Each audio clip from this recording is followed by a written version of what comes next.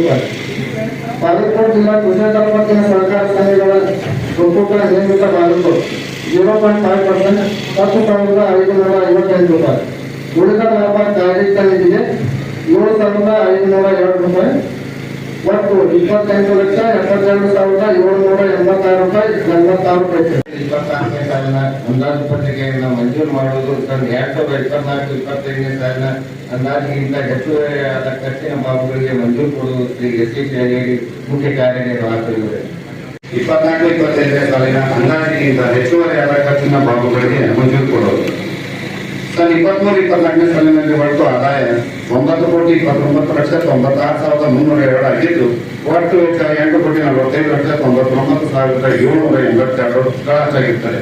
ವಾರ್ಷಿಕ ಲಾಭ 83,96,528 ಆಗಿದ್ದು, ವಾರ್ಷಿಕ ಆಯವ್ಯಯ ಪತ್ರಿಕೆಯನ್ನು ದಿನಾಂಕ 4/9/2025 ಜರುಗಿದ ಆಡಳಿತ ಮಂಡಳಿ ಸಭೆಯಲ್ಲಿ ಕೂಲಂಕಷವಾಗಿ ಪರಿಶೀಲಿಸಿ ಸರಿ ಇರುವುದರಿಂದ ಅನುಮೋದನೆಗಾಗಿ ಮಹಾಸಭೆ ಅನುಮೋದನೆಗಾಗಿ ಸಾದರಪಡಿಸಿದ್ದನ್ನು ಸರ್ವ ಸದಸ್ಯರು ಒಪ್ಪಿಗೆ ನೀಡುವುದಕ್ಕಾಗಿ ವಿನಂತಿ.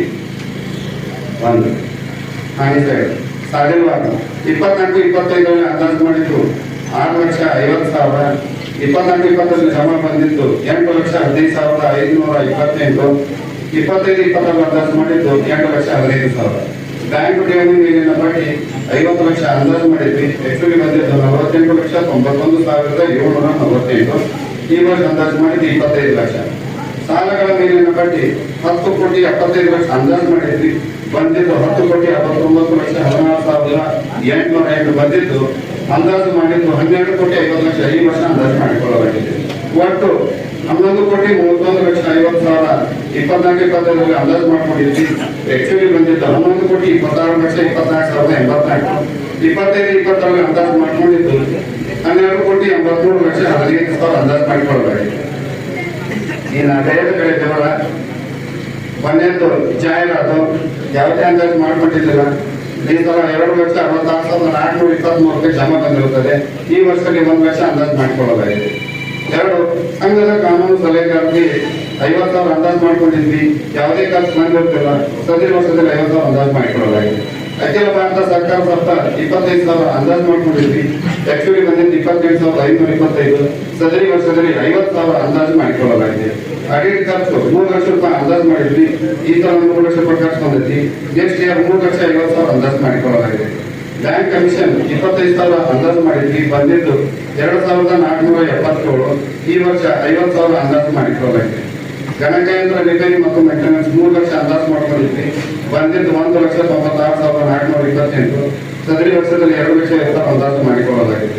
ನಿರ್ದೇಶಕರ ಮೀಟಿಂಗ್ ಮತ್ತೆ 1,75,000 ಅಂದಾಜು ಮಾಡಿದ್ವಿ. ಖರ್ಚು ಬಂದಿದ್ದು 1,20,000. ಸದರಿ ವರ್ಷದಲ್ಲಿ 2 ಲಕ್ಷ ಅಂದಾಜು ಮಾಡಿಕೊಳ್ಳಲಾಗಿದೆ. ನಿರ್ದೇಶಕರ ನೆಕ್ಸ್ಟ್ ಪೀಠೋಪಕರಣಗಳ ಸಾವುಗಳು 15 ಲಕ್ಷ ಅಂದಾಜು ಮಾಡ್ಕೊಂಡಿದ್ವಿ. ಬಂದಿದ್ದು 14,20,192. ಈ ವರ್ಷ 13 ಲಕ್ಷ ಅಂದಾಜು ಮಾಡಿಕೊಳ್ಳಲಾಗಿದೆ.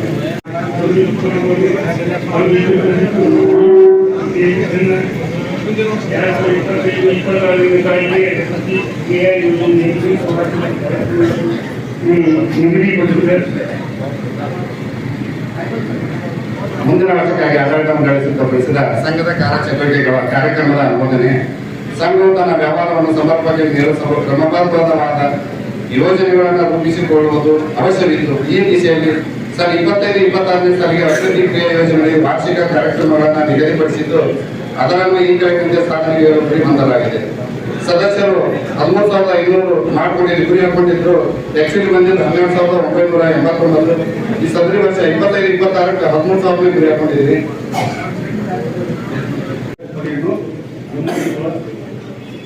ಸಾಮಾನ್ಯ ಸದಸ್ಯರು 31/3/2024 ಇದ್ದಂತೆ 12,805.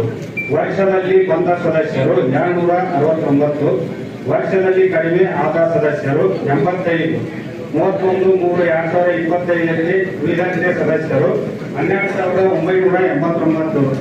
ಈ ಮೇಲಿನಂತೆ ಸಂಘದ ಸದಸ್ಯತ್ವ ನೀಡಿರುವ ಹಾಗೂ ಸದಸ್ಯತ್ವ ತೆಗೆದು ಹಾಕಿರುವ ಟಿಪ್ಪಣಿಯನ್ನು ದಿನಾಂಕ 4/9/2025ರಂದು ಜರುಗಿದ ಆಡಳಿತ ಮಂಡಳಿಯಲ್ಲಿ ಕೂಲಂಕುಷವಾಗಿ ಪರಿಶೀಲಿಸಿ ಸರಿಯುವುದರಿಂದ ಅನುಮೋದನೆ ನೀಡಿ ಮಹಾಸಭೆಯು ಅನುಮೋದನೆಗಾಗಿ ಸಾದರಪಡಿಸುವುದನ್ನು ಸರ್ವ ಸದಸ್ಯರು ಒಪ್ಪಿಗೆ ನೀಡುವುದಕ್ಕಾಗಿ ವಿನಂತಿ.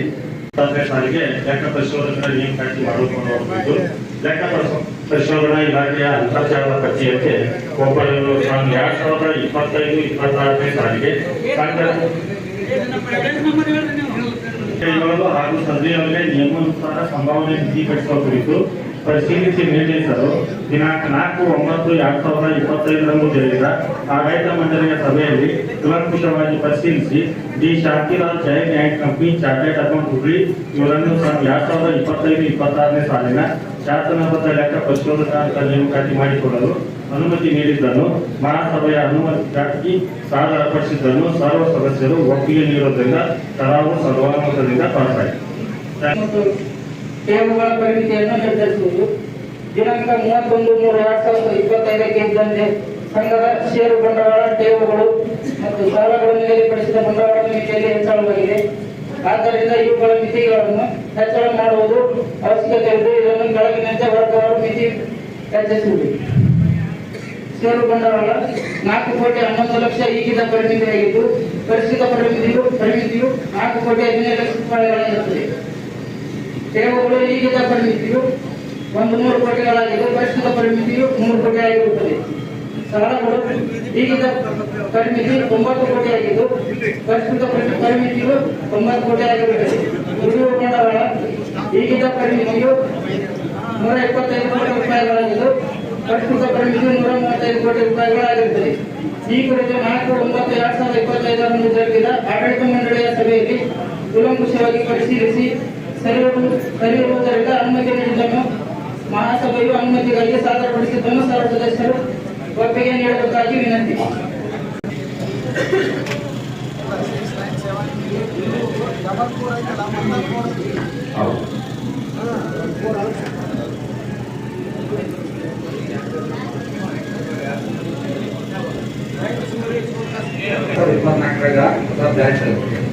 ಹೊಸ ಬ್ರಾಂಚಿಗೆ ನೀವು ಸದಸ್ಯರ ಸಂಖ್ಯೆ 8 ಅಂತ ಹೇಳ್ತೀರಿ. ಇಲ್ಲಿವರೆಗೂ ಎಷ್ಟು ಜನ ಇಲ್ಲಿವರೆಗೂ ನಿಮ್ಮ ಸಿಬ್ಬಂದಿ ಎಷ್ಟೈತೆ, ದುಡಿಯುವ ಬಂಡವಾಳ ಎಷ್ಟೈತೆ, ಕಟ್ಟಡ ಬಾಡಿಗೆ ಎಷ್ಟೈತೆ, ಅಡ್ವಾನ್ಸ್ ಎಷ್ಟೈತೆ ಅಂತ ನಾನು ಮಾಹಿತಿ ಕೇಳಿದೆ. ಇಷ್ಟು ಜನ ಸಿಬ್ಬಂದಿ ಕೊಟ್ಟು ಇಷ್ಟು ಮಂದಿ ಎಲ್ಲ ಡೈರೆಕ್ಟ್ ಇವೆಲ್ಲ ಇಟ್ಕೊಂಡು ಅಲ್ಲಿ ಜನಕ್ಕೆ ಮೋಟಿವೇಟ್ ಮಾಡಿ ಅಲ್ಲಿ ಏನಾದರೂ ಸ್ವಲ್ಪ ಇಂಪ್ರೂವ್ಮೆಂಟ್ ಮಾಡೋಕೆ ಅವಕಾಶ ಇತ್ತು. ಯಾಕೆ ಬಂದಿದ್ದೀವಿ ಅಂತಂದರೆ 8 ಮಂದಿ ಅಂತ ತೋರಿಸ್ತಿದ್ದೀವಿ. ಲಿಂಗ್ಸೂರು ಒಂದನೇದು. ಎರಡನೇದು ಸದಸ್ಯರ ಸಂಖ್ಯೆ ಮಸ್ಗಿ 15 ಮಂದಿ ಸದಸ್ಯರು. ಇಷ್ಟು ಈ ಬ್ರಾಂಚ್ ತರದ ಮ್ಯಾಗ 15 ಮಂದಿ ಸದಸ್ಯರು. ಲಿಂಗ್ಸೂರು 8 ಮಂದಿ, ಗಜೇಂದ್ರ 28 ಮಂದಿ ಸದಸ್ಯರು ಹೊಂದಾರ. ಕುಂಕುನೂರು 9 ಜನ ಸದಸ್ಯರು ಹೊಂದಾರ ಅಂತ ನಾವು ಮಾಹಿತಿ ಕೊಟ್ಟಿದ್ವಿ. ನಾಲ್ಕೋಡ್ 54 ಜನ ಸದಸ್ಯರು ಹೊಂದಾರ ಅಂತ ಮಾಹಿತಿ ಕೊಟ್ಟಿದ್ವಿ. ನಾನು ಹೇಳೋದಿಷ್ಟೇ, 8 ಮಂದಿ 6 ಮಂದಿ ಸದಸ್ಯರು ನೀವು ಹೊಂದಿಸ್ಬೇಕಾಗಿತ್ತು ಅಂತಂದ್ರ ನೀವು 6 ಮಂದಿ ಸಿಬ್ಬಂದಿ ಇಟ್ಕೊಂಡು, ಕಟ್ಟಡ ಇಟ್ಕೊಂಡು, ಅಲ್ಲಿ ಅಡ್ವಾನ್ಸ್ ಇಟ್ಕೊಂಡು ನೀವು ಅದನ್ನ ಇಂಪ್ರೂವ್ಮೆಂಟ್ ಯಾಕೆ ಮಾಡಿಲ್ಲ? ನೀವು ಸರ್ವ ಸದಸ್ಯರು ಮತ್ತು ಪ್ರಧಾನ ಒಂದೇ. ಎರಡನೇದು ಈ ಯಾಕಂದ್ರೆ ನಾವು ಬ್ಯಾಂಕ್ ಮಾರ್ಕೆಟ್ ಮಾಡ್ಬೇಕನ್ನೋ ಒಂದು ಆಸೆಕ್ಕಾಗಿ ನಾವು ಮಾರ್ಕೆಟ್ಗೆ ಹೋಗುವುದಿಲ್ಲ. ಈಗ ಬ್ಯಾಂಕಿಗೆ ಎಷ್ಟು ವಾಲ್ಯೂಸ್ ಐತೆ ಅನ್ನೋದು ಗೊತ್ತೈತಿ.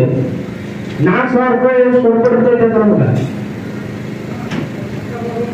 4,200 ರೂಪಾಯಿ 100 ರೂಪಾಯಿ ಕೊಡ್ತೈತೆ ನಮ್ಗೆ.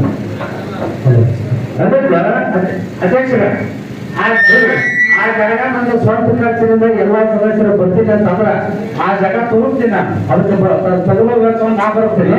ಆ ಜಾಗಕ್ಕೆ 4,000 ರೂಪಾಯಿ ಸ್ಕ್ವೇರ್ ಫೀಟ್ ನಿಮ್ಗೆ ತಗೊಳ್ಳೋದು ಒಳ್ಳೇದು ಇರ್ತಾರ. ಮುಂದಿನ ನಿರ್ಮಾಣ ನಾವು ಯಾವ್ದು ಅಬ್ಜೆಕ್ಷನ್ ಮಾಡಲ್ಲ. ಈಗ ಉದಾಹರಣೆ ಅಂದ್ರೆ ಒಂದು ಉದಾಹರಣೆ ಹೇಳ್ತೀನಿ. ಬೆಂಗಳೂರಾಗಿ ಒಂದು ಉದಾಹರಣೆ ಹೇಳ್ತೀನಿ. ನಮ್ಮ ತೆರೆಸೋರು ಹೇಳಿದಾರ.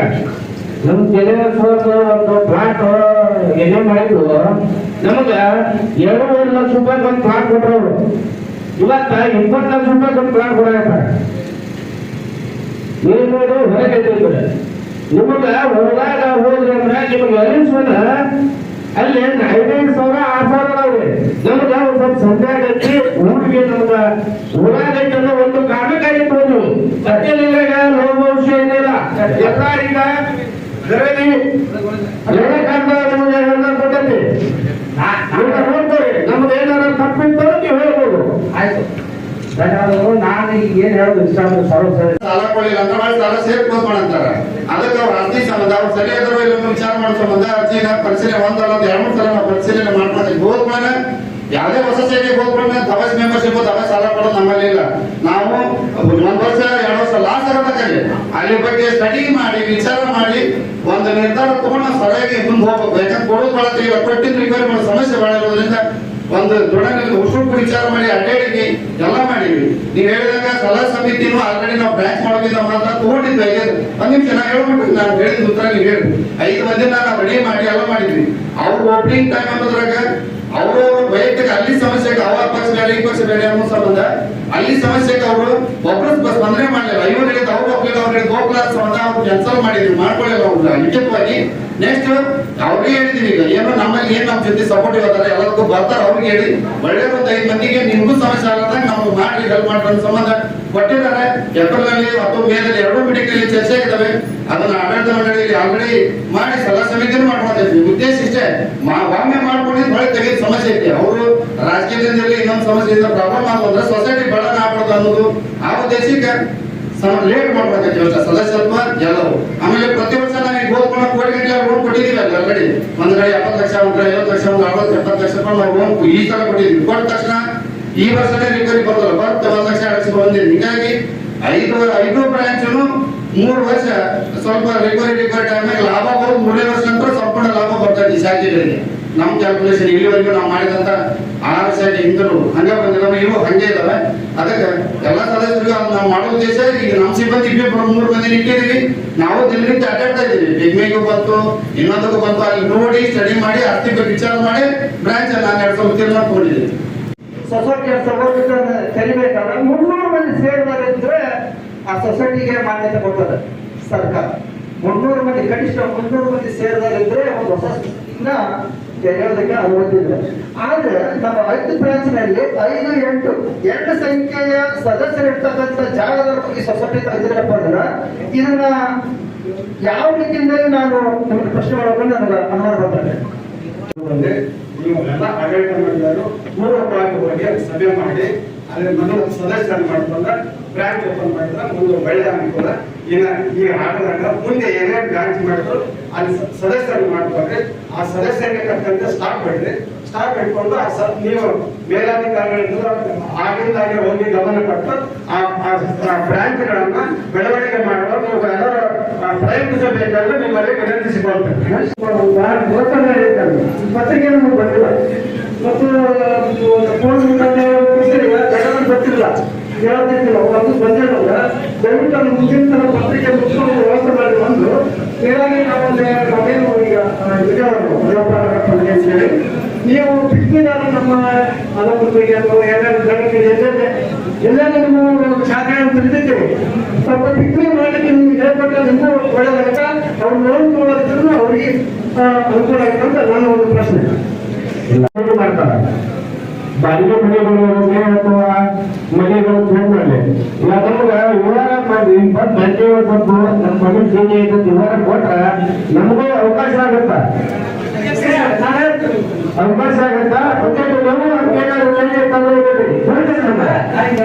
ಮುಕ್ತಾಯ ಅವಧಿ ಬಗ್ಗೆ ಸಲಹೆ ಕೊಟ್ಟಿದ್ದೀರಿ. ನಾವು ಈ ವರ್ಷ ಇದೇ ಸೆಪ್ಟೆಂಬರ್ ನೀವು ಕೊಟ್ಟ ಸಲಹೆ ಅಂತ ಇದೇ ಸೆಪ್ಟೆಂಬರ್ ಒಪ್ಪಿಗೆ ಕಾರ್ಯಕ್ರಮ ಪ್ರಾರಂಭ ಮಾಡಿ ಮಾರ್ಚ್ 31 ಅಥವಾ ಏಪ್ರಿಲ್ ಫಸ್ಟ್ ವೀಕ್ ನಲ್ಲಿ ಈ ವರ್ಷ ನಾವು ಮಾರ್ಚ್ ಕ್ಲೋಸ್ ಮಾಡ್ತೀವಿ ಅಂತ ತಮ್ಮೆಲ್ಲರಿಗೂ ಭರವಸೆ ನೀಡ್ತೀವಿ. ಸಾಲ ಪಡೆದ ಸದಸ್ಯರು ತಾವು ಸರಿಯಾಗಿ ಮರುಪತಿ ಮಾಡಿ ಸಂಘದ ಅಭಿವೃದ್ಧಿಗೆ ಸಹಕರಿಸಬೇಕಂತ ತಮ್ಮಲ್ಲಿ ಮತ್ತೊಮ್ಮೆ ಮನವಿ ಮಾಡ್ಕೊಳ್ತಾ ಇದ್ದೀನಿ. ಹೆಚ್ಚು ಅಂಕಗಳನ್ನು ಪ್ರತಿಭಾವಂತ ವಿದ್ಯಾರ್ಥಿಗಳಿಗೆ ಗೌರವ ಸನ್ಮಾನ ಮಾಡಲಾಗುವುದು. ಸದರಿ ವಿದ್ಯಾರ್ಥಿಗಳು ನಾನು ಯಾರಾದರೂ ವೇದಿಕೆಯಲ್ಲಿ ಆರಿಸಿ ಸನ್ಮಾನವನ್ನು ಸ್ವೀಕರಿಸಿಕೊಳ್ಳುವಲ್ಲಿ ವಿನಂತಿ. ಹಾಗೆ ವಿದ್ಯಾರ್ಥಿಗಳ ಅನುಭವದಲ್ಲಿ ತಂದ್ರೆ ಅವರು ಪಾಲಕರು ಬಂದು ಸನ್ಮಾನವನ್ನು ಸ್ವೀಕಾರ ಮಾಡಬೇಕು ಅವರಲ್ಲಿ ವಿನಂತಿ.